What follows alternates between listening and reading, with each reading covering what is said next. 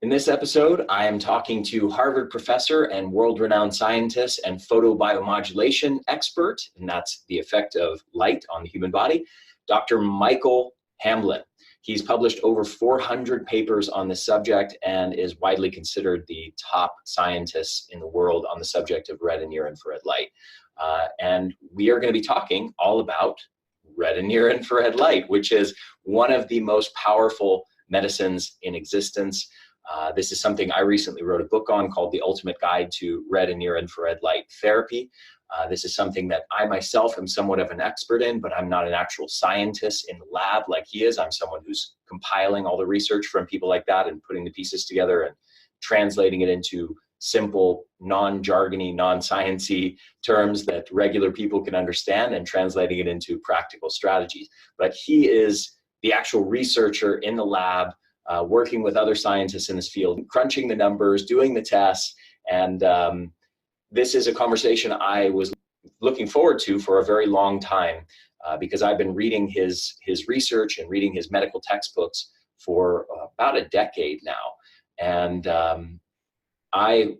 there were still a few questions even on my mind that I really was excited to get his opinion, on certain controversies in the scientific literature and areas where there's mixed data, and just to be able to say, hey, Dr. Hamblin, what do you think of this controversy, or what do you think is the deal here or there, or there's some mixed data on what the mechanisms of this might be, and what do you think is actually going on? So this was a really cool, fun conversation for me, and we're talking about one of the most powerful things that you can do, which is red and near-infrared light therapy. So with that said, let's get into the show and enjoy it.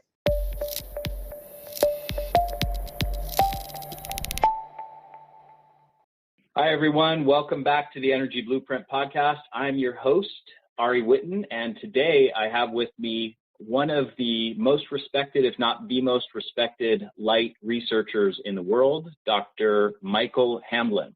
And I'll read you just a few points about his background and his bio. He's an associate professor at Harvard Medical School. He's a member of the affiliated faculty of the Harvard-MIT Division of Health Science and Technology. He was trained as a synthetic organic chemist and received his PhD from Trent University in England. He directs a laboratory of around a dozen postdoctoral fellows, visiting scientists, and graduate students.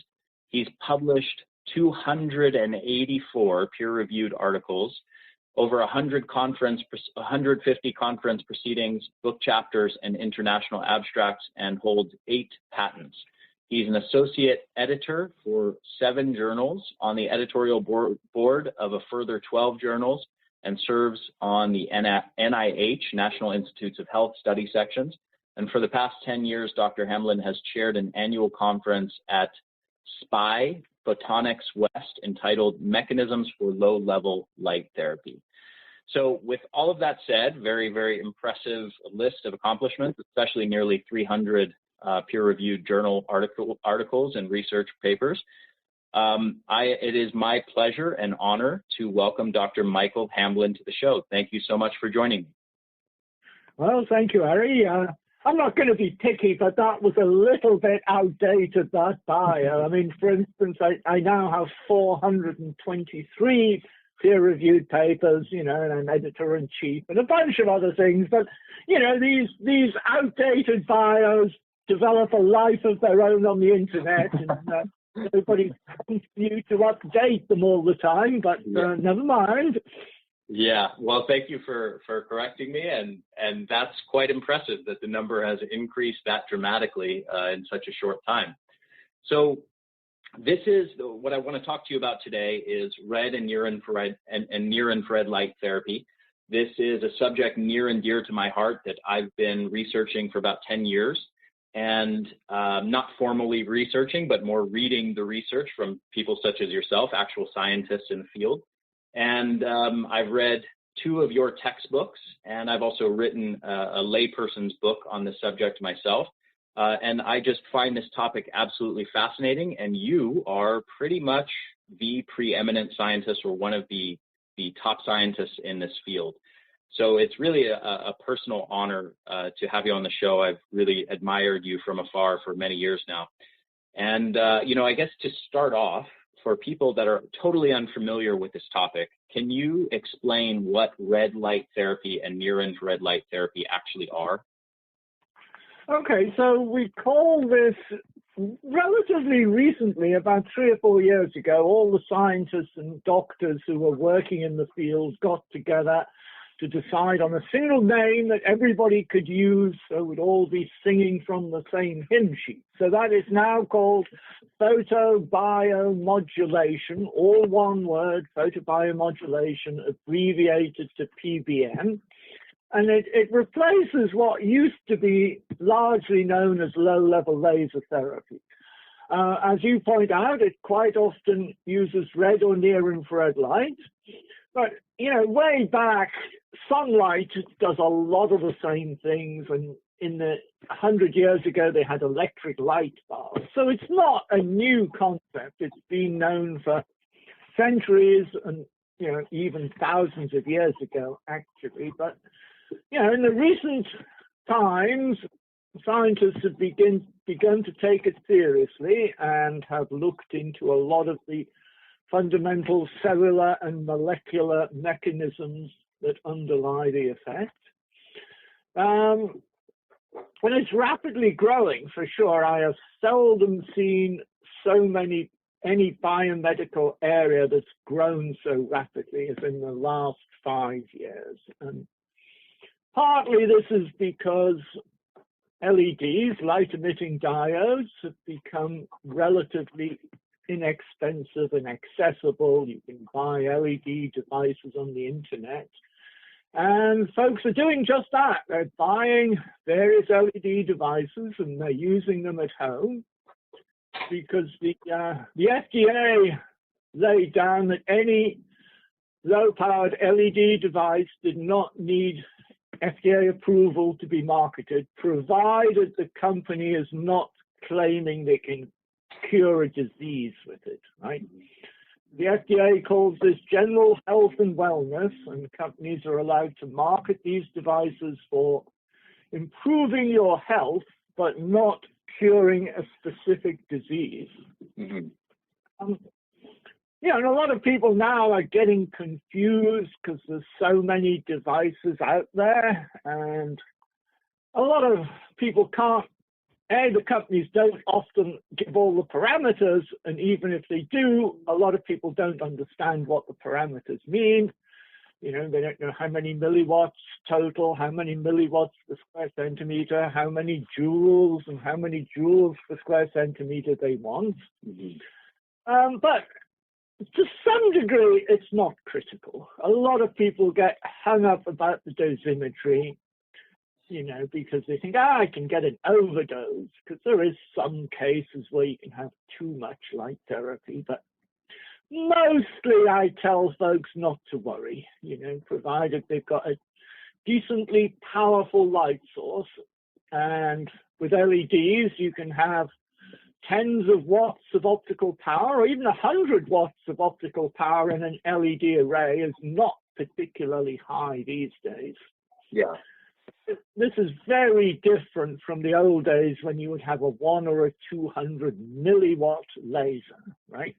Like 1% of the power, or something totally ridiculous. Right. Laser therapists still like to use their lasers. So you still like to point the laser at the part of the body they think needs stimulation by this PBM effect. But I think it's rapidly growing where people are getting relatively large LED arrays they can put on any part of their body. Put it on their head or their legs or their arm or their back or their belly or their face. Pretty much anywhere on your body that you think could do with being stimulated by light. Mm-hmm. You can do it in the comfort of your own home. You can lie in bed and put an LED wherever you want. Yeah, excellent. So red and near-infrared light specifically, what is unique about those wavelengths, and why is so much of the photobiomodulation research uniquely focused on red light and near-infrared light? The main reason is red and near-infrared transmit through tissue, right? Blue and green light are actually quite powerful biologically, but they don't penetrate into the body very well. So if you had blue and green light, it's a fairly superficial thing. I mean, blue light's quite good for pain, actually, but by and large, red and near-infrared penetrate into tissue, and you can easily do an experiment to show that. If you just take a bright white light and put it on one side of your hand in a dark room and look from the other, you see a red spot of light coming out through your hand because all the other colors have been absorbed. Yeah. That's a simple way to show that red light passes through tissue. Yeah, interesting. So, but are the actual mechanisms of action the same between all these different light sources? Meaning, are red and near-infrared light having, basically operating through the same sorts of mechanisms as, let's say, blue and green light? To some degree, but not completely. So the number of mechanisms that we understand for different wavelengths of light is constantly growing.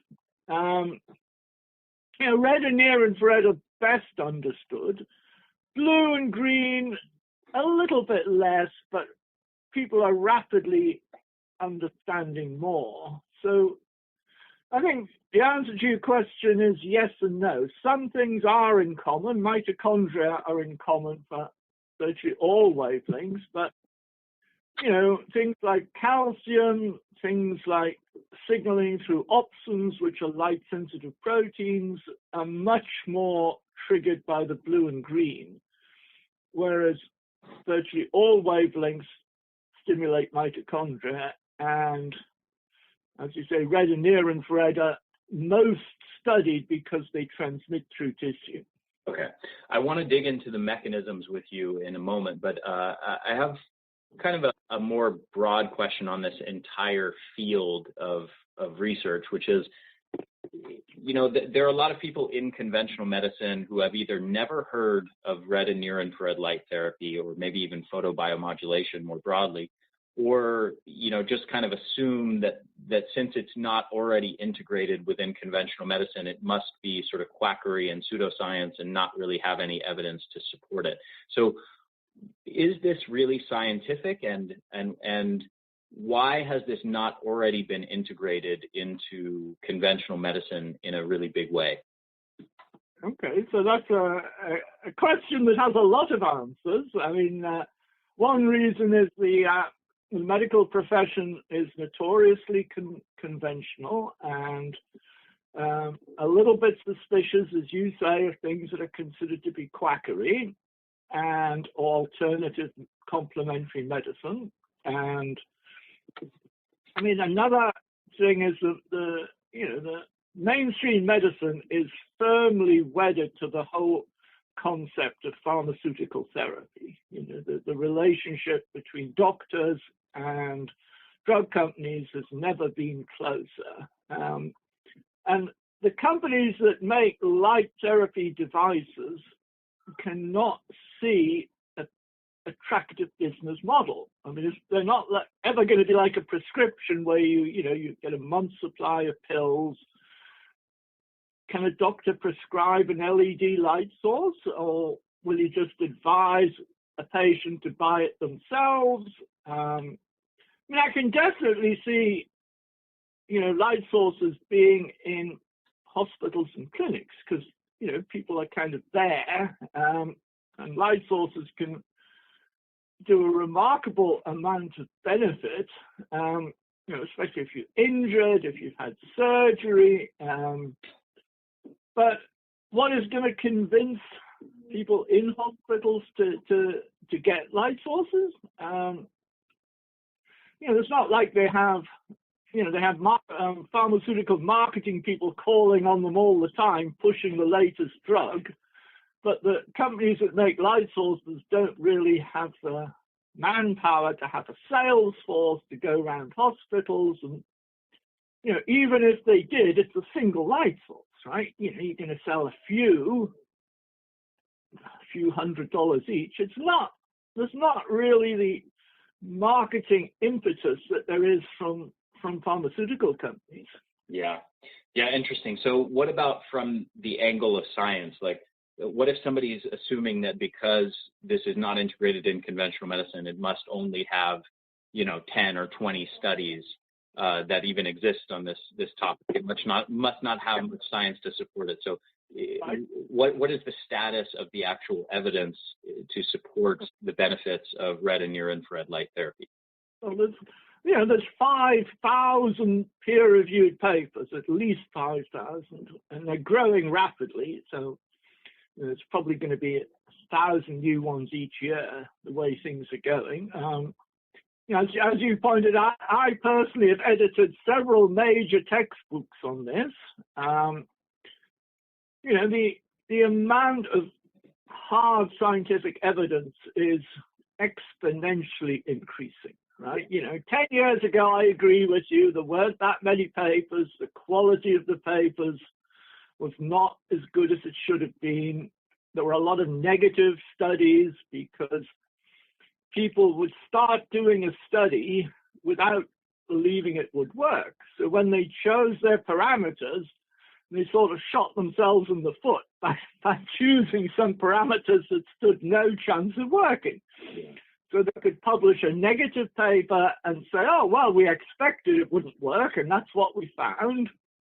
But, that doesn't happen anymore because, everybody who's bothered to look into the whole field is totally convinced by the evidence. I don't think there's any question of that.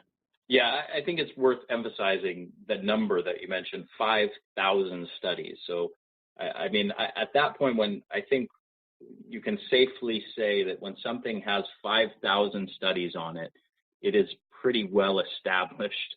I would call that pretty much a mountain of evidence showing that it's legitimate and that it works beyond the shadow of a doubt. Would you agree with that sentiment? Absolutely. Quite so, quite agree. Yeah. So what conditions do you feel that red and near-infrared light therapy are particularly useful for, and where does it stand out the most to you in your mind? And obviously there's bodies of evidence around skin anti-aging, around hypothyroidism, around athletic performance and recovery and fat loss. What are the biggest areas where you feel there's really strong evidence showing that this is an amazing therapy? Yeah. Okay. I'm glad you're on that list. My personal favorite wasn't on there, so that's interesting. I believe the biggest single area of application is the brain. So, and photobiomodulation or shining near-infrared light on the head, you quite often pick near-infrared because you want it to penetrate through the scalp and the skull into the brain. And it can do an amazing array of things. So, let's take sudden events that can happen to you. You can have a stroke. You can be hit on the head and you end up with a traumatic brain injury. You can be starved of oxygen if you have a heart attack or if you're a baby who has difficulties during birth. Anytime you're starved of oxygen, you'll end up with brain damage. So all these are like sudden traumatic events, right? Stroke, head injuries, being starved of oxygen. And photobiomodulation, there is good evidence it will benefit the people who unfortunately have been inflicted with these. So we're talking about increasing cognitive performance, improving memory, improving sleep, improving emotional regulation, and all these things would happen to you when you've had brain damage. Okay, so that's traumatic events. Let's take another large class of brain disorders, which are neurodegenerative diseases. So everybody these days is worried sick about coming down with dementia, and there's going to be an epidemic of Alzheimer's disease and dementia, and the nursing homes are going to be sort of filled up with old folks. There'll be nobody left to look after them, and it's all doom and gloom because every pharmaceutical treatment that's ever been tested for Alzheimer's has failed. However, several trials, I think about 4 or 5 now, of photobiomodulation for dementia and Alzheimer's disease have had remarkable success. On a small scale, these are generally trials of 5, 10 people, that sort of scale, because it's expensive, but, their cognitive performance is dramatically improved. And most people say, oh, with Alzheimer's, you're just going to stop the decline. These are people who can start talking in sentences again after never being able to speak for months, people that can start picking up a knife and fork to feed themselves, people who recognize family members that previously they were just met with a blank stare, people that can remember which direction to go in if they're out. These are life-changing improvements, all by something as simple as shining near-infrared light on the head. And then Parkinson's disease, where the leading researchers are in Australia. So they have treated, again, on a small pilot scale, people with Parkinson's disease, and they've seen dramatic improvements in movement, in handwriting, in speech. The disabilities in Parkinson's are different from Alzheimer's, right? It's much more associated with movement and coordination, but again, they've seen dramatic improvements. And the other neurodegenerative diseases that have been tested a little bit, so primary progressive aphasia and frontotemporal dementia, but very small anecdotal reports. So that's 2 big classes: sudden traumatic events that afflict the brain, slow degenerative brain disorders that primarily affect old folks, and the third big class is psychiatric disorders. So when we talk about psychiatric disorders, the ones that have been tried quite a bit are major depression, anxiety disorders, and post-traumatic stress disorder. And there is, again, smallish trials showing that shining near-infrared light on the head can benefit all these serious psychiatric diseases. And as you probably know, there are drugs for psychiatric diseases, but they're fairly rubbish drugs. They sort of only work a bit, and their side effects are horrendous, and people are put on these drugs for years. And quite often, the drugs destroy their lives.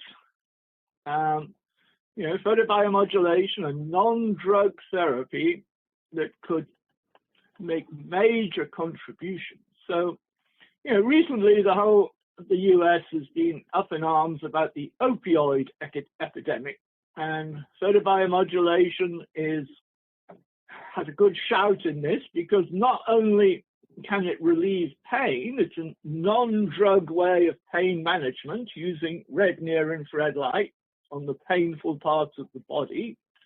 But if you put the light on the head, it can help to remodel the brain pathways and remove the craving. So one of the big parts about drug addiction is your brain pathways get remodeled, and even though you've detoxified from the drug, you're still craving it. And this craving lasts for years. And because photobiomodulation can reorganize the pathways in the brain, there's some evidence it can help with drug addiction. So I think just with these 3 big areas of brain disorders, we've covered a large part of what ails humanity in the modern age. Yes, absolutely. And thank you for that wonderful overview of those 3 different classes. So there's also, a number of other aspects of benefits here. Hashimoto's is one interesting area, the autoimmune hypothyroidism. My impression of the research there is that it's extraordinarily impressive as to how many of these people are able to either lower their dose of thyroid medications or completely wean off of them. Have you seen much of the research on that, and what's your take on that body of evidence? So when you say Hashimoto's, you mean autoimmune thyroiditis, is that right? Correct, yes. Yeah, so the reason that photobiomodulation works well for autoimmune disease, it resets the immune system, right? So it's, changes it, the macrophage phenotype from M1 to M2. So instead of being pro-inflammatory and damaging, you start getting the anti-inflammatory healing phenotype. So any autoimmune disease, actually, photobiomodulation works surprisingly well. It may also stimulate the cells in the thyroid gland if they've been damaged by the immune system. But personally, I think the main thing is its anti-inflammatory effects. What do you mean by that? So what's going on? Why are the anti-inflammatory effects so significant? Okay, because any autoimmune disease, you've got a overactivated immune system that is attacking the host, right? So an overactivated immune system is doing it through pro-inflammatory signaling and activated inflammatory cells. And what photobiomodulation does is it changes the mitochondria. And one of the main hallmarks of M1 macrophages is the mitochondria are doing aerobic glycolysis. So it's like the Warburg effect. They're using glucose to make low amounts of ATP. But when you put light on them, you kickstart oxidative phosphorylation, which makes large amounts of ATP. And you might think that if the immune cells have more ATP, they're more activated. Exactly the opposite is true. If they're doing oxidative phosphorylation, their phenotype is switched to M2, so they're anti-inflammatory. Fascinating. So I know that there's a number of other potential areas we could talk about here, but one area I'd love to get your opinion on is fat loss. And from what I can tell, a lot of the research that's in existence on that subject has used lasers, and a lot of the devices that are patented that are being used in sort of fat loss clinics are laser devices. Are you aware of any research around the use of LEDs for contributing to fat loss? So I guess that's the first part of my question. And then the other part is, the last time that I checked through the literature on this, there's still some kind of debate about the specific mechanisms by which red and near infrared light can actually contribute to fat loss. Is there any more clarity and any more scientific consensus on what those mechanisms actually are? Personally, I believe that it activates hormone-sensitive lipase, which is a cyclic AMP-dependent enzyme, and it's well known that photobiomodulation elevates cyclic AMP. As you say, there was a theory that you created temporary pores in the adipocyte and the triglycerides leaked out, but I think that's been a bit abandoned, that theory. I think we're looking at the well-known effect of photobiomodulation to raise mitochondrial membrane potential, to shift the metabolism towards oxidative phosphorylation, increase ATP, increase cyclic AMP, which activates this hormone-sensitive lipase. Yeah, interesting. And are you aware of any research on LEDs? And do you feel that lasers are necessary for the fat loss effect, or do you think that LEDs are likely to perform just as well? Yeah, I mean, I have to say I've been working in this field long enough to kind of treat lasers and LEDs as the same thing. Every single experiment I've ever done has shown lasers and LEDs were the same, everything. Okay. But, having said that, there are one or two other people that are convinced that lasers are better than LEDs, and, folks like Lars Hode and, some of the guys from the old school. But, I have to say there is no really good evidence that lasers are better than LEDs. Mm-hmm. Not really. since LEDs, you can get them a lot more powerful for a lot less money, what is known that you need enough energy. I mean, you're not going to get fat loss without putting a decent amount of energy into the fat. Okay. So trying to do fat loss with a focused laser beam, in my opinion, is, it's a bit like building a sandcastle with a teaspoon. I mean, you can do it, but it's going to take you a long time and it's going to be tedious. Yeah, absolutely. I want to dig into more of the lasers versus LED stuff that you're kind of getting at there. But I want to get into some of these other conditions as well. One more point on fat loss. If it's activating hormone-sensitive lipase and it's sort of freeing lipids from fat cells, from adipocytes. Right, it hydrolyzes the triglyceride into glycerol and free fatty acids. Right. So, and those free fatty acids and triglycerides are then entering the bloodstream where they can potentially be burned off. And does it make sense to you to time the red light therapy or near infrared light therapy before doing a bout of exercise, and maybe even in a fasted state, so that you really can kind of facilitate that fat to be burned off? I believe so. Certainly, it's well known that exercise and photobiomodulation combine very well together. And, it's also known if you do the exercise after the photobiomodulation, it'll work better. So that's what I would do. I would put the light on the fat, and, fairly soon afterwards, 5 minutes afterwards, I would do a bout of exercise. Okay, gotcha. Another point related to that, when looking at the body of literature, and I've looked pretty extensively at all of the literature on this subject, as I know you have, there's a mixed bag of people kind of applying red and near infrared light therapy either before the exercise or after the exercise, sometimes even during a bout of exercise, or having a person do more exercise after it. What if someone is trying to maximize, so we just covered fat loss, but let's say somebody's trying to maximize strength and muscle mass gains from weightlifting. Is there any particular timing of the red and near infrared light therapy that you would suggest for that? Do you think before the workout or after the workout is better? That's a good question. And, the folks that are working in this field are undecided. I think I've seen that, if you really want to get the best outcome, you do it before and after, with a shorter time perhaps. So if you were going to do a 15-minute exposure to light, you could maybe do 10 minutes before and 5 minutes after. Because, if you put the light on after the exercise, it certainly helps with better muscle recovery and less soreness and all this. But so it does if you do it before.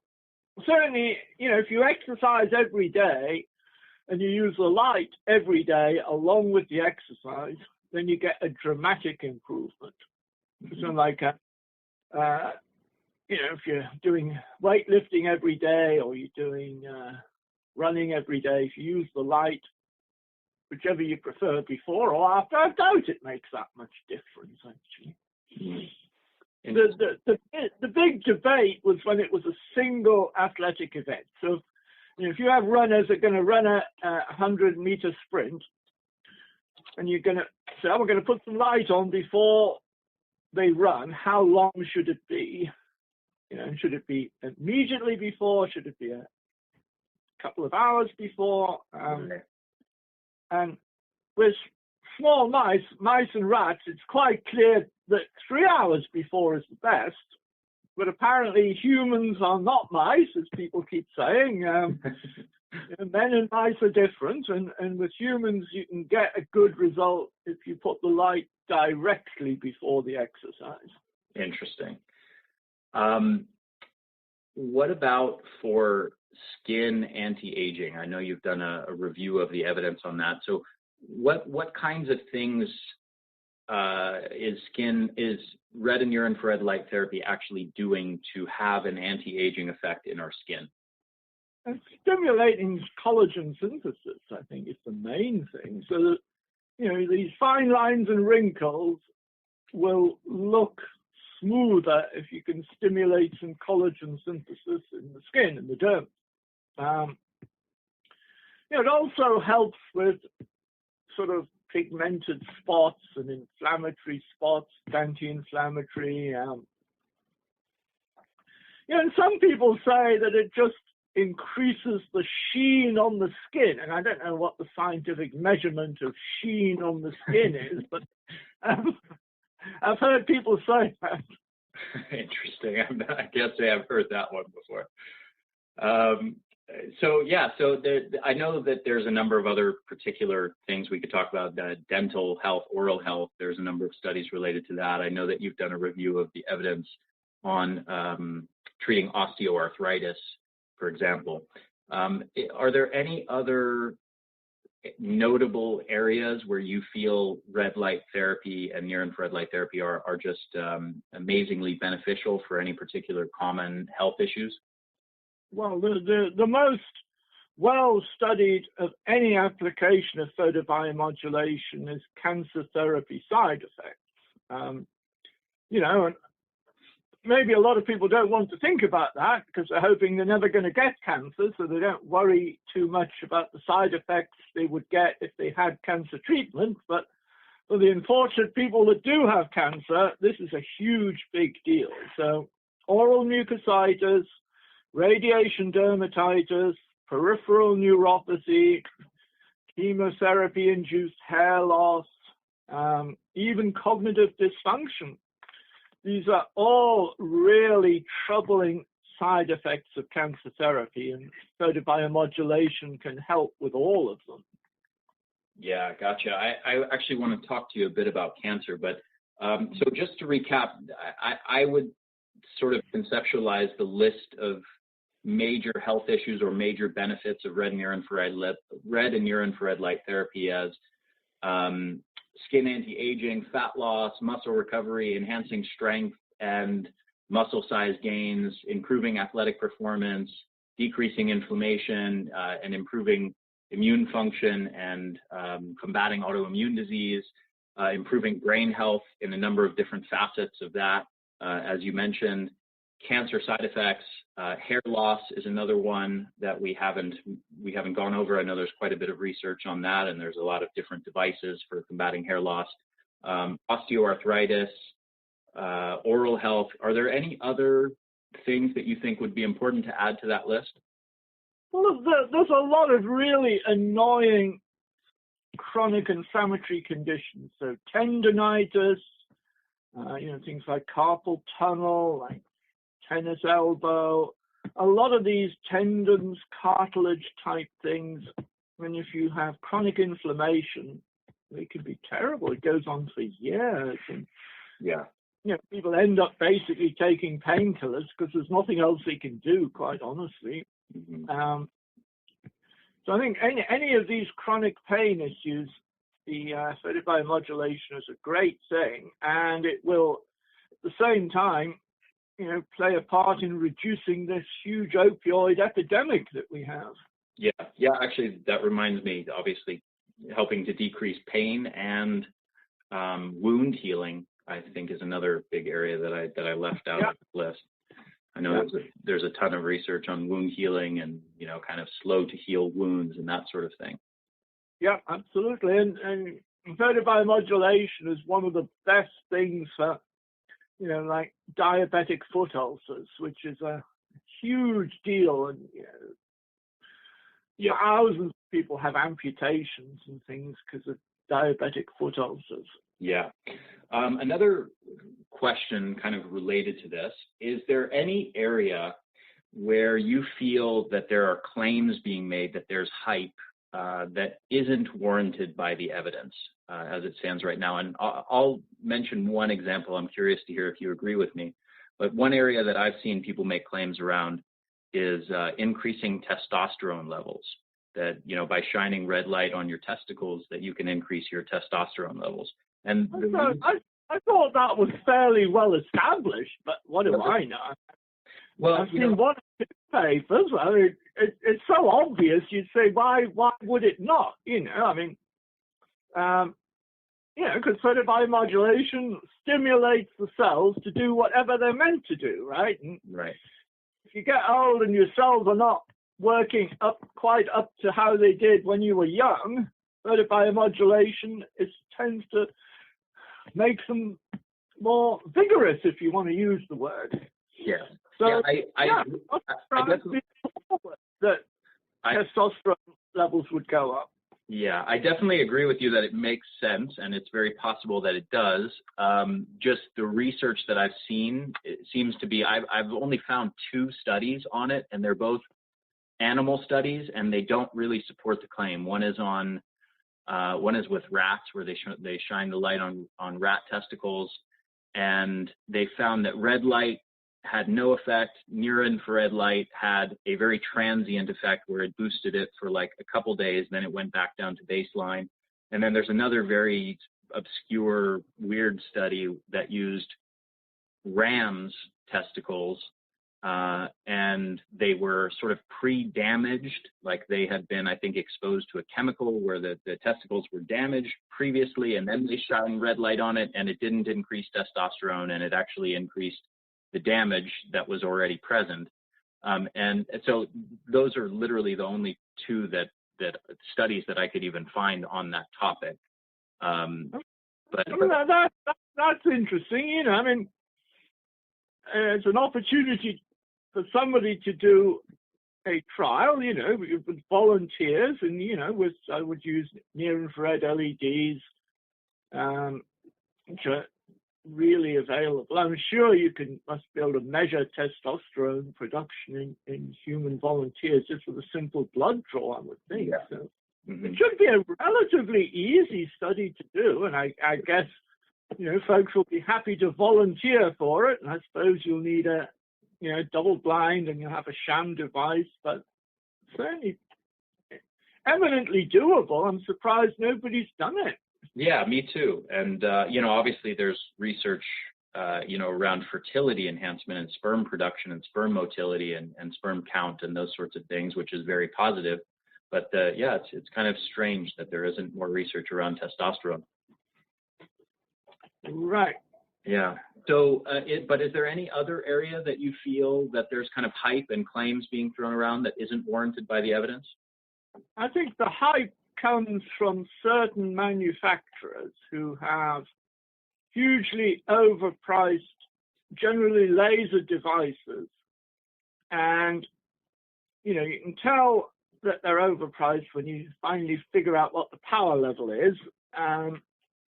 The famous example was Q laser, right? I don't know if you heard the whole Q laser saga where Larry Little ended up going to jail for 12 years because he wouldn't cease and desist. He thought he was above the law. So No, I actually don't know about that.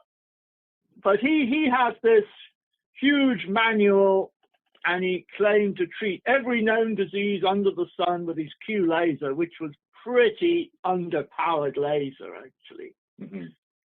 And that was one of the reasons why the feds took him to court, was because of this manual, which was a bit ridiculous, actually. Yeah, there was some truth, a little bit of truth in it, but once you understood that he had this ridiculous device and he was charging thousands of dollars for it, you could see it was hype. Yeah, interesting. So I want to dig into mechanisms a bit with you, and I know that this, in your most recent textbook, you kind of broke it down into cellular mechanisms, tissue level mechanisms, and one other category. I'm forgetting exactly how you framed it all. But there's the first level is molecular. You need a chemical chromophore to absorb the light, right? Something actually has to be colored, usually, to absorb the light. Although, when you get to longer wavelengths like 980 and 1064, the chromophore could be water. But most of the time, the chromophore is a colored molecule because it absorbs light. And cytochrome C oxidase happens to be the only molecule in human cells that absorbs near infrared light to any appreciable extent. other colored molecules, flavins and porphyrins and opsins, what have you, but they're generally absorbing shorter wavelengths than cytochrome C oxidase. Okay, so we start at that molecular level. Level, you've got to have something that absorbs the light, and then the cellular level, you've got to have some sort of signaling pathway that gets activated. Because just absorbing a photon of light is not going to do anything in the long run, even if it makes some more ATP. ATP doesn't last long, right? That's why you make it all the time, because you're burning it up. So making a bit more ATP is good, but it's not a long-term thing.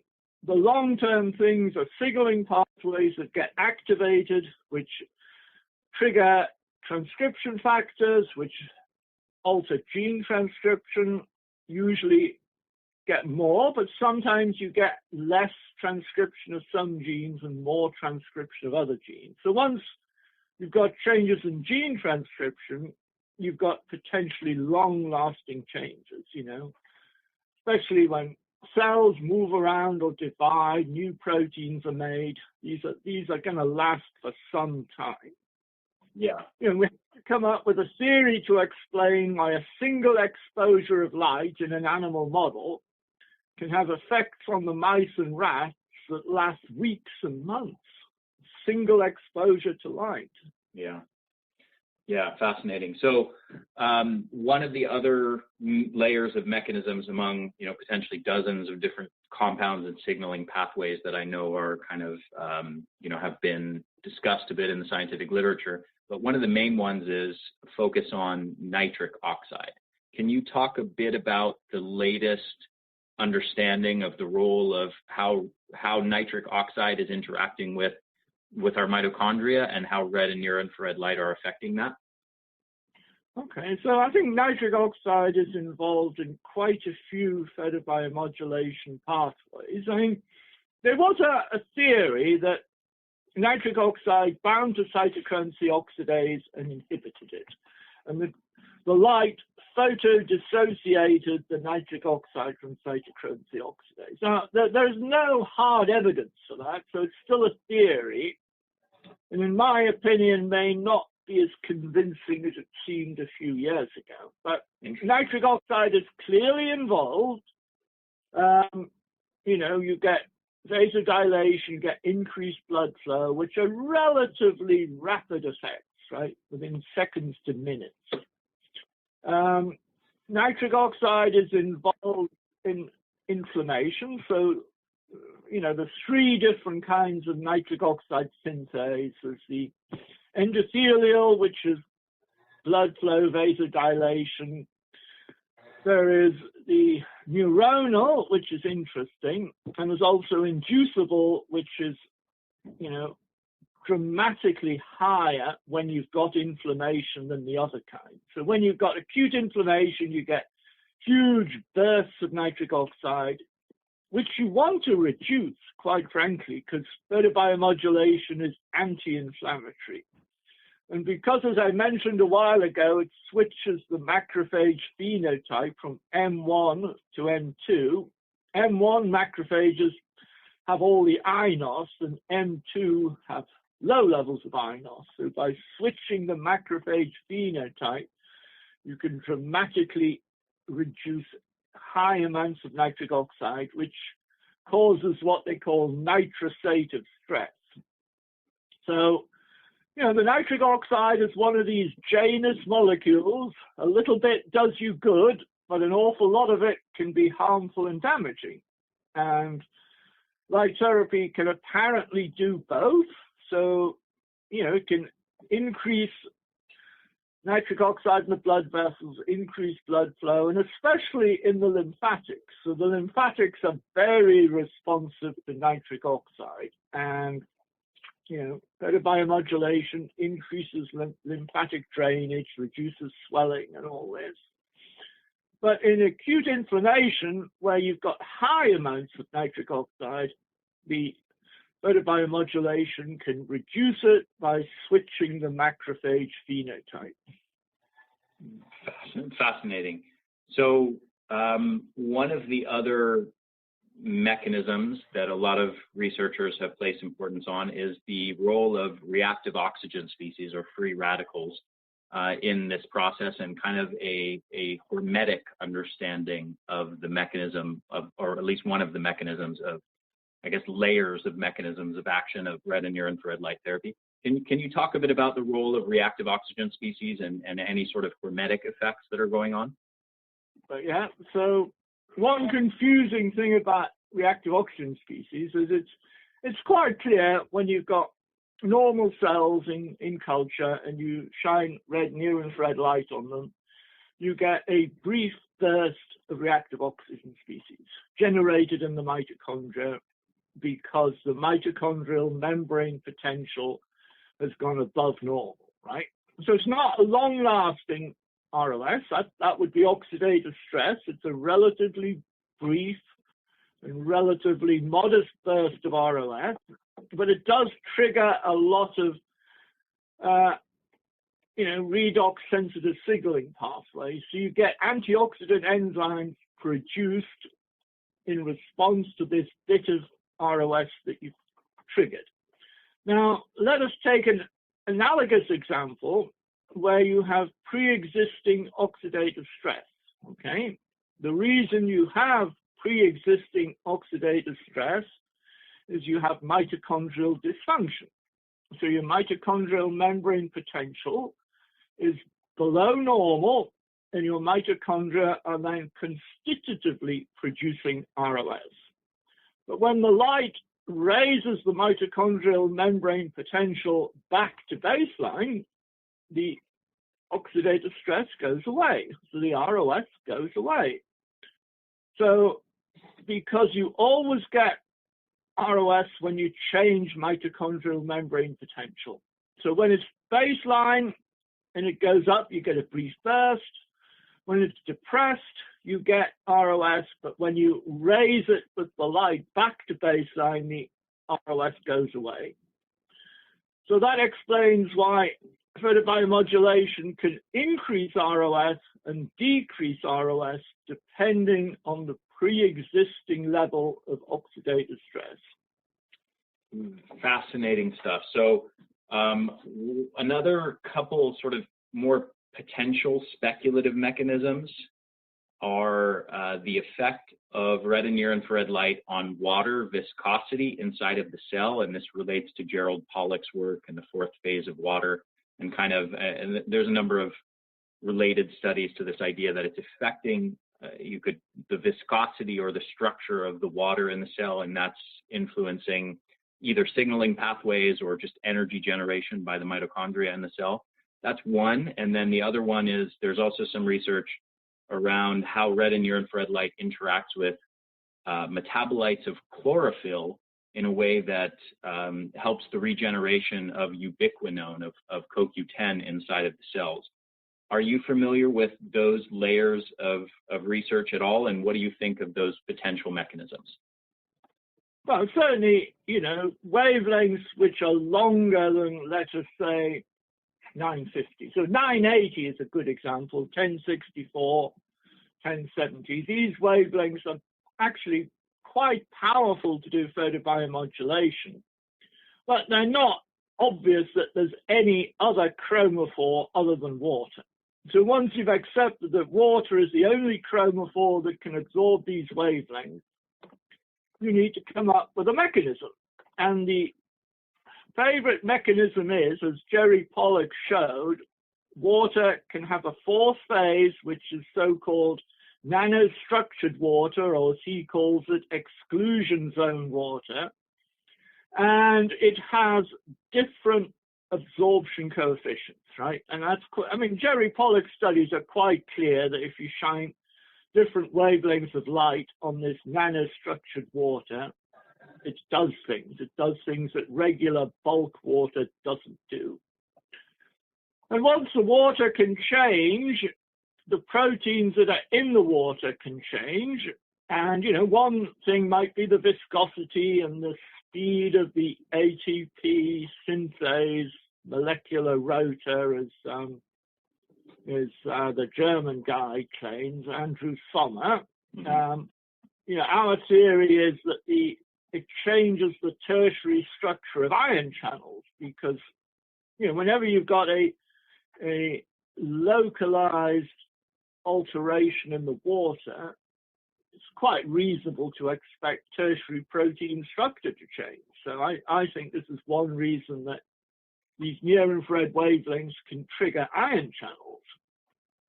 Blue and green light can trigger ion channels via opsons because they're clearly absorbed by opsons, but not 980 doesn't really get absorbed by an opson, but it does get absorbed by this nanostructured water. So your other point was about chlorophyll metabolism. Is this in humans? Because, animals are traditionally fed lots of chlorophyll, farm animals, mice, rats, and they are likely to have photoactive chlorophyll metabolites. Humans, not so much. I never heard of it in humans. Yeah, it's really just one study that has shown this, and it's not in humans. It's animal research, but it was in a mammal. So the title of the study, let me actually just find it. It's something like mammalian cell. It's something with mammalian cell and light, and let's see. Well, I'll find we'll find the study. It's not coming up here right away, but I know I have the reference to it somewhere. Let me actually, give me 1 second. I'll find it. Okay, it's called Light Harvesting Chlorophyll Pigments Enable Mammalian Mitochondria to Capture Photonic Energy and Produce ATP. And it was published in... I think I saw that paper when it came out because it was quite a surprising paper, and it was in quite a high impact journal, if I recall. Yeah, it's the Journal of Cell Science. Right, yeah. Initially, they used an exogenous chlorophyll. It was pyrophenophoride or something, I think, which is a well-known photosensitizer. I'm not convinced that this is going to be naturally occurring in humans at all. Okay. Extreme vegetarians, right, that eat huge amounts of green leaves. Yeah. They never get photosensitivity, do they? I never heard of it. Yeah, interestingly, kind of a funny story, but I had a biology teacher when I was in high school who used to drink vegetable juice, like green juices. And then right after, she would go lay in the sun because she was convinced that there was some synergy there. But obviously, it's all still very speculative at this point. But I think personally, I think that it's an interesting line of research. I'm interested to see if more studies will come out on that. Well, it could be. It's as you say, it wasn't a high impact journal, so I think quite a few people would have taken notice of it. So we'll see what happens. Yeah. But I really do not think that this is a generalized mechanism for photobiomodulation. Okay, gotcha. So I want to go real practical. Hopefully, do you have another maybe 10 minutes or so to stay with me here and just kind of cover some? Oh, we got this far, Harry. Might as well carry on. Excellent. And this is, for everybody listening, this is a little humorous because we had some tech difficulties getting on the call for the first 20 minutes. So again, I appreciate your time, Dr. Hamblin. So one of the things you mentioned before was lasers versus LEDs, and you mentioned that in your experience, basically looking at the evidence, there does not seem to be any difference when you compare laser devices versus LED devices of similar parameters. Is that correct? Absolutely. Okay. It's really hard to get the parameters identical. I mean, in fact, you could even say it's impossible, right? Because a laser is going to be monochromatic. And if you really want to do that with an LED, you'd have to use a narrow bandpass filter, 2 or 3 nanometer bandpass filter on your LEDs, and nobody would do that. So, that's being a bit picky, because I really do not think there is any fundamental difference. A photon is a photon, whether it pops out of a laser or an LED. And remember that the basic semiconductors are the same anyway. It's just that, you know, they're kind of engineered differently in lasers. Yeah, it's interesting because I've talked to some specific practitioners that use laser devices, and they're absolutely convinced that only laser devices can work in the way that that they think. But I think this is really let them design a peer-reviewed study to prove it. Then I mean, I'm quite happy to examine the data if they can set up a proper control study and submit it to a peer-reviewed journal that prove that lasers work better than LEDs. And yeah, I mean, we sort of published a review recently showing exactly the opposite, that LEDs were the same as lasers. Yeah. Occasionally, people have said that LEDs work better than lasers, but well, I mean, there are some pros, right? I mean, lasers are typically kind of spot treating a very small area. Yeah. And LEDs have the advantage of being able to treat much larger surface areas all at once. Absolutely. Yeah. So if nothing else, they're more time efficient. And a lot more economical. So on a dollar per watt basis, a laser is 100 times more expensive than an LED. Yeah. Yeah, interesting. So I'm very curious to hear your thoughts on pulse rates, because there are a lot of different manufacturers who are making a lot of claims around very specific pulse frequencies of their lights having all sorts of different effects. There are lots and lots of things claimed for this. I have not been able to find a lot of good actual evidence to support a lot of these claims, but what is your take on pulse rates? Is there any good evidence for any particular specific pulse rates as being uniquely beneficial and superior to no pulsation, or just kind of a standard LED without any specific pulse? Yeah, so I think the most convincing evidence is in the brain. So, you know, Lim and the Violite, you can get it at two different pulse frequencies. You can get the so-called neuro alpha at 10 hertz, and you can get the neuro gamma at 40 hertz. So Lim is convinced that these are different, but also that you do need the pulsing. So that, you know, the total power output of the Violite is not huge. You know, it's like 200 milliwatts total power, which is like nothing for something you put on the head. Mm-hmm. But the device has amazing effects, and the obvious reason is the pulse rate and the fact that, you know, you use the 10 hertz for one set of complaints, the 40 hertz for another. So I think that's quite convincing, actually. And if you put the 200 milliwatts on at CW, it would do nothing. I mean, it's like hardly anything. Mm-hmm. Interesting. So do you think 10 hertz and 40 hertz are solidly backed by evidence? And do you think those are the only two frequencies of pulse rate? Not the only two. I mean, anything in the low sort of hertz will probably be better than CW. When I say the low hertz, anything between 1 hertz and 200 hertz is probably better than CW. I think 10 and 40 seem to be fairly magic for the brain. Now, if you're going to treat inflammation in the knee or something, right?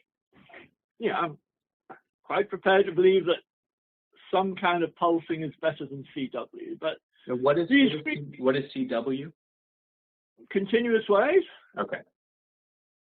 That I don't think there's any important number for, you know, general parts of the body. I think that the 10 and the 40 hertz are possibly important for the brain because they resonate with brain waves. So, you know, alpha waves and gamma waves have this underlying frequency.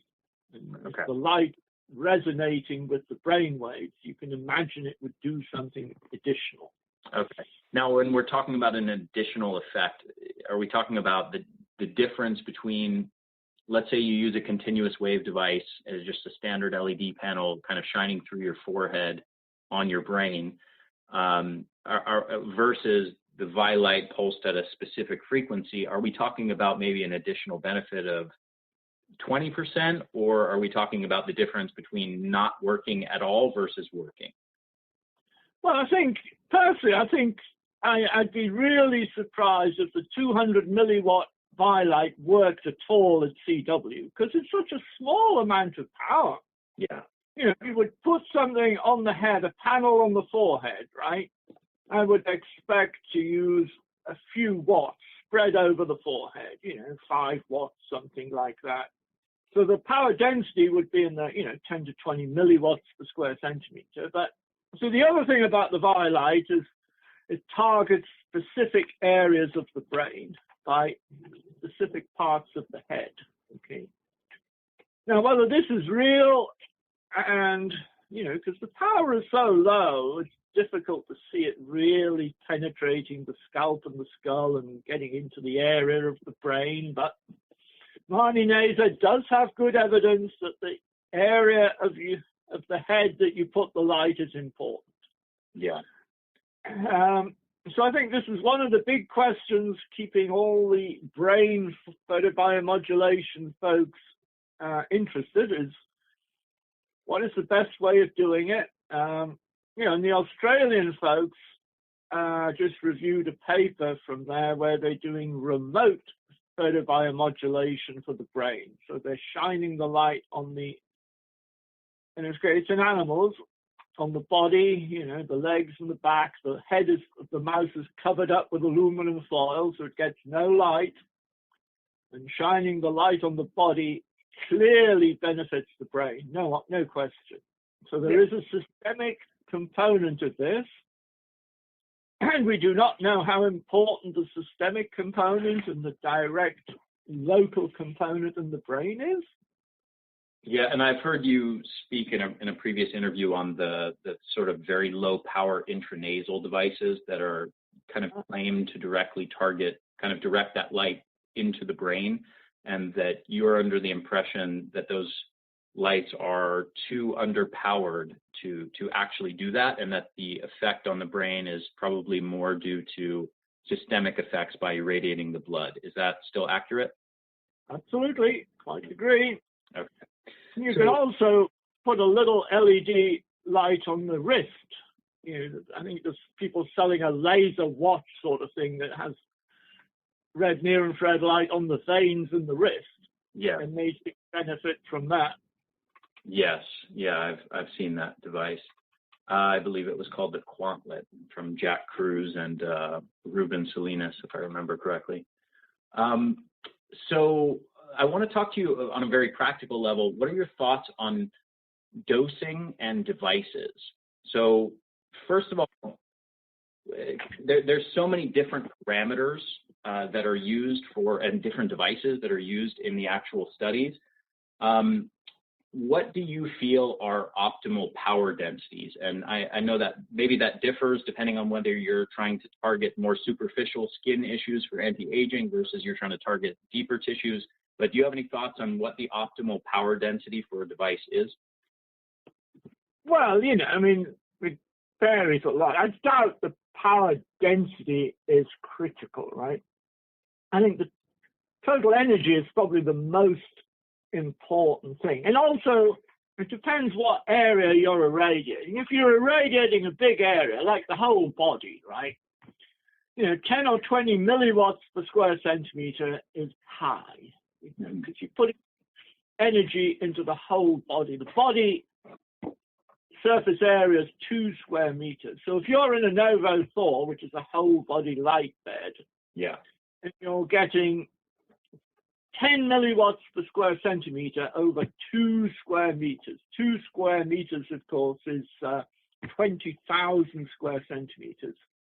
So that is 20,000 times, what do you say, 10 milliwatts times 20,000, 200,000 milliwatts, or 200 joules a second of energy, right? 200 joules a second. So that is 12,000 joules a minute, and 10 minutes, 120,000 joules of energy. You know, so it adds up. Yeah. It's not a big area. Yeah, I think a few thousand joules of energy is what you want from a photobiomodulation treatment. You know, if it's only a few hundred joules, it's probably not enough to do anything, unless it's very carefully targeted to specific areas of the body. You know, but you know, for a typical photobiomodulation session on the brain, 3,000 joules is about right. Okay. You know, so how does this relate to like joules per square centimeter? well, the typical joules per square centimeter is 2030, 10, 20, 30, something. I think the total number of joules of energy is what you should be worried about. Okay. You know, because if you have a tiny focused laser beam, and I've seen people claim this, they say, oh, I've got 100 joules per square centimeter because you've got a tiny little beam on a 1 square millimeter or something. You know, that's just ridiculous. Uh-huh. I gotcha. So when we're looking at specific areas, we're searching, like, let's say somebody's trying to do skin anti-aging on their face. How many joules would they want to deliver to that region of their body in a given treatment? Okay, well, let's say they've got, it depends how big their device is. Let's say they've got a face mask, right? A face mask must be several hundred square centimeters. Mm-hmm. Say 500, I'm just guessing. So if they had 10 joules per square centimeter over 500 square centimeters, then that would be 5,000 joules. So, you know, usually in a few thousand, usually. Okay. What's the range of like low and high in terms of joules to have a specific effect? Over a good area. Yes. I mean, you know, you can obviously overdose on light. So it's not common in humans, I have to say. You know, most of the studies showing a convincing biphasic dose response have been done in cells or animals. But, you know, we do assume that you can overdose in light in humans. So, you know, as I say, 10 minutes in the Novo Thor will get you 120,000 joules of energy. An hour's sunbathing, let's say you put your sunscreen on so you're not getting any UV, and you put your shorts on, you go and lie in the sun in the middle of the day in a, you know, moderate latitude. In 1 hour sunbathing, you'll get 1 million joules of optical energy because the area is in the hundreds of square centimeters. With a focused laser beam, you're lucky to have 1 square centimeter. Right. So, you know, if you've got a focused laser beam, 10 joules per square centimeter is probably fine. You know, you've got to pick something, and that seems to be what people sort of like. Mm-hmm. But if you've got LEDs, you have the same dose. We're not saying it's totally different. Right. Because the area is a huge amount bigger, the total number of joules is 100 times bigger or 1,000 times bigger. I got you. So you're speaking in total irradiance across the entire surface area rather than joules per square centimeters. I understand. Right. Okay.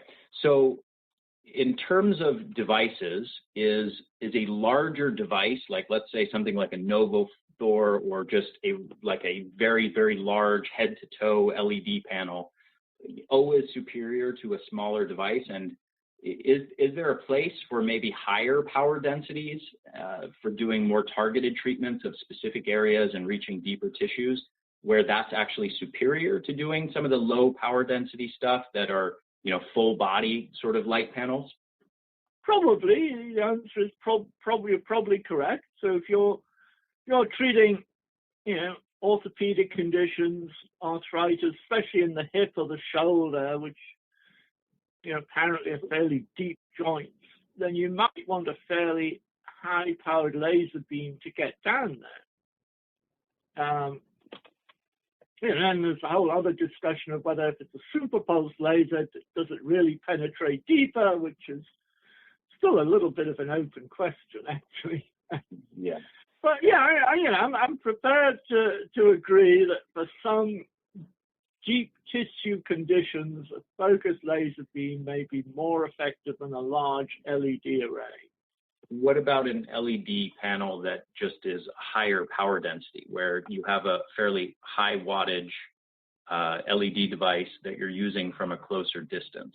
Would that be more? That should be fine. Yeah.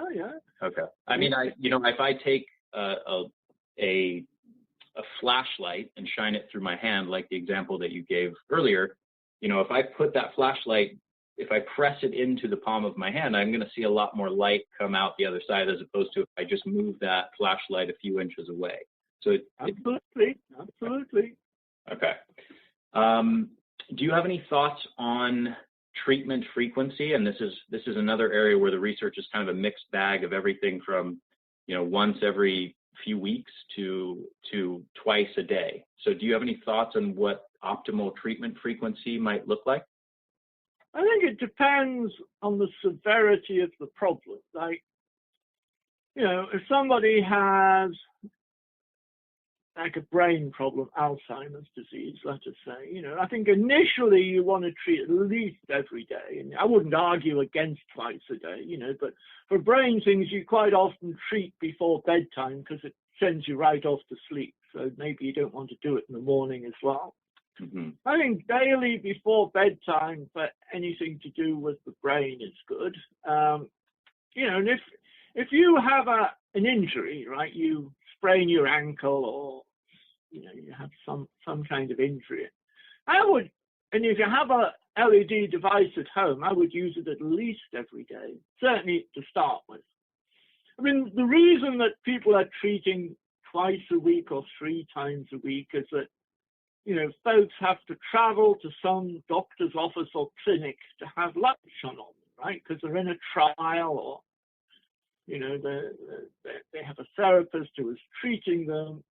And when you think of it, do you really want to get in your car and drive somewhere to have light shone on you? I mean, people say I can shine light on myself if I have the right kind of light source. So I think as home use devices proliferate, I think people will treat themselves when they need to, possibly every day, maybe even twice a day. Most people can figure out for themselves what works.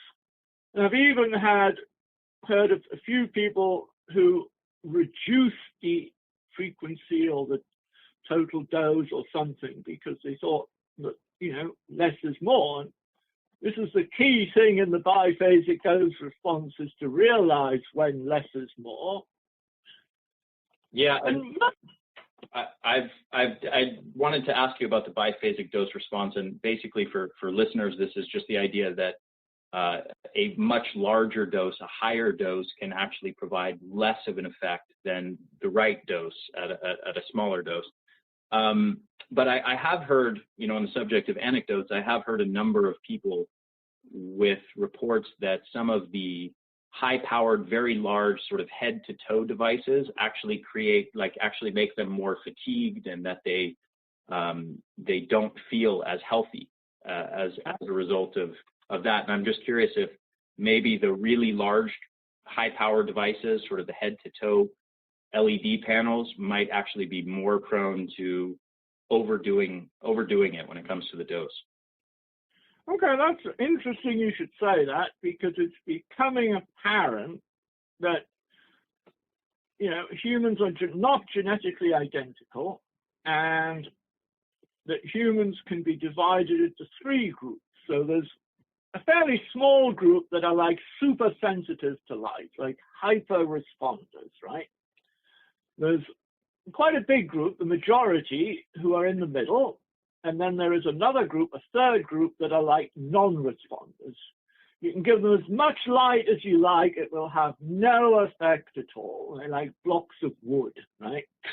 Now, the majority of the normal people, that all the dosimetry is usually tailored for. But the hyper-responders are the ones that tend to complain that they got too much, that they didn't feel good, they couldn't get to sleep, they were G'd up, and all these complaints that you get. And, you know, a few folks are now saying that you can identify these people before you start. Now, we're even talking to the Australian folks about coming up with some questionnaire that you could give these folks to try and identify the hyper responders. Because for sure, you should give them a lot less light, and because these are the ones that are going to complain that they got too much. Gotcha. But otherwise, in general, you know, earlier in this interview, you made it really sound like there's not a huge concern around overdoing it. The research indicates that it's pretty darn safe, and that the dosing parameters are pretty large, such that it's not that easy to overdo it and get negative effects. Would you say that's accurate?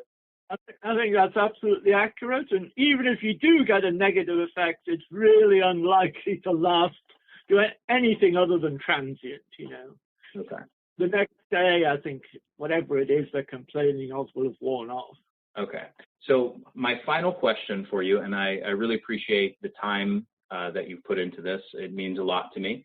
But my final question to you is about sunlight. And this is something you mentioned in passing a couple times earlier.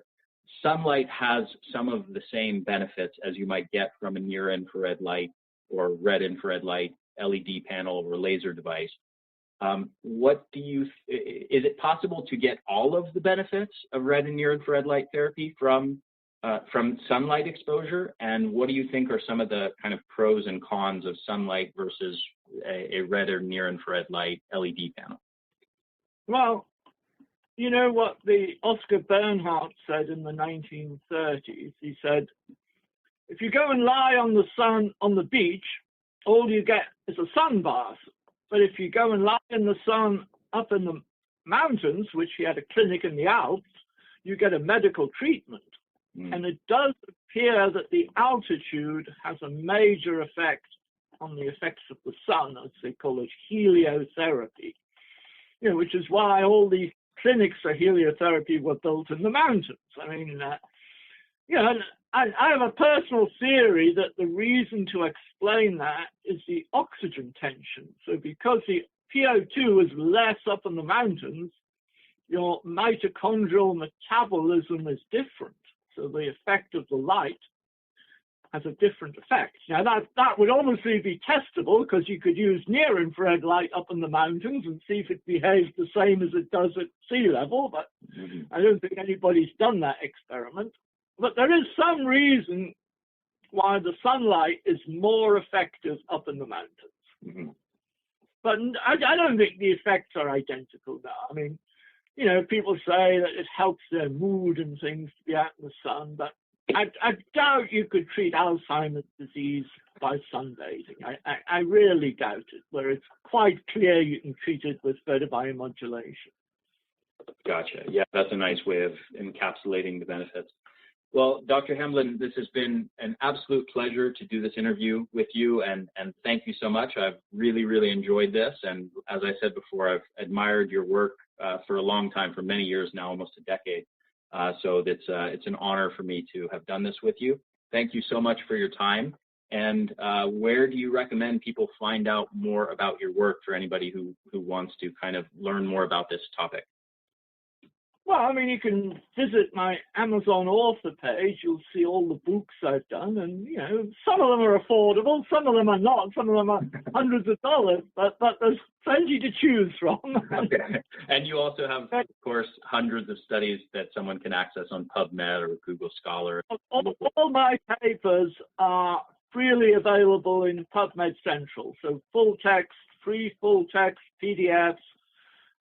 And it's linked from PubMed. So if you find them on PubMed, you see a link to PubMed Central, and then you can download. It takes a year sometimes for them to get there, but you know, there's several hundred free full text downloads available.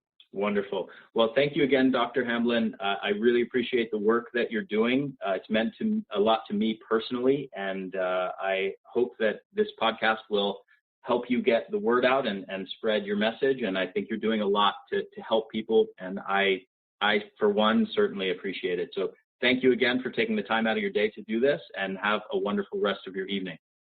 Okay, thank you, Harry. It took us a little while to get over the technical difficulties, as you say, but once we got going, it was good fun, so I enjoyed it. Absolutely. Yeah, I did too. So thank you again, Dr. Hamblin. Have a wonderful rest of your day. All righty. Bye now. Bye. Hey guys, this is Ari again, and thank you so much for listening to this interview. I hope you enjoyed it. One more quick thing before you go. Many of you know that this is a subject near and dear to my heart because about 6 months ago, I wrote a book called The Ultimate Guide to Red Light Therapy, How to Use Red and Near Infrared Light Therapy for Anti-Aging, Fat Loss, Muscle Gain, Performance, and Brain Optimization. So it's a long subtitle, it's a mouthful, but the truth is that it's good for not only those things, but as you've heard in this interview, many more things. So I actually had to shorten the subtitle. It could have been a list of 30 things there. So anyway, I want to let you know that I published this book. It's been a wild success, far more than I imagined it to be, because it's such a niche topic, light therapy. And I wouldn't have thought so many people were interested in it, but it's actually sold over 25,000 copies just in the last 6 months or so since I published it. You can get it on Amazon.com. We also have a link to that on the page. So on the podcast page, we have a link to it for this episode. So if you just go to theenergyblueprint.com/blog or Red Light Therapy and find this interview with Dr. Michael Hamblin, there's a link there. Or you can just go to Amazon.com, look up my name, Ari Whitten, or look up The Ultimate Guide to Red Light Therapy. And it is pretty much the book on this topic. There's a couple other books that have been published. I will say, obviously I'm biased. However, I will say very definitively, as verified by many, many other people, that my book is by far the best on this subject. Other than, of course, I'm speaking about books for regular people. There's also medical textbooks, for example, written by Dr. Michael Hamblin that are excellent, but not really very accessible for the average person. So as far as books meant for people like the majority of people of listening to this podcast, the majority of you, this is pretty much the book to get on it. You can get it on Amazon.com, and basically it'll take you through everything you need to know on a practical level, which devices to get, which are the best devices on the market, how to use them for different purposes. It'll take you through over 300 studies on red and near infrared light therapy for all kinds of different conditions, from combating neurological diseases to depression and anxiety to hypothyroidism and other autoimmune conditions, to healing wounds and tendinitis, to skin anti-aging, to accelerating fat loss and increasing strength and endurance and recovery from exercise, and really a whole lot more. So there's just amazing array, as you've heard in this interview. There's an amazing array of benefits from this, and this book is basically just a very direct, to the point, practical guide to everything you need to know of how to get these devices, which devices to get, what are the best devices and companies on the market, and how to use them. Very specific practical guide as far as dosing for specific context. So this book takes you through everything. There's also a frequently asked questions section at the end, sort of where I compiled literally questions from hundreds of people that are essentially every question that you could possibly come up with. Every question that I literally could come up with or asked people to come up with is answered in this book. So get it from Amazon.com. Again, thank you guys so much for listening. Go grab the book. Go get yourself one of these devices. Go start using red and near infrared light therapy in your life.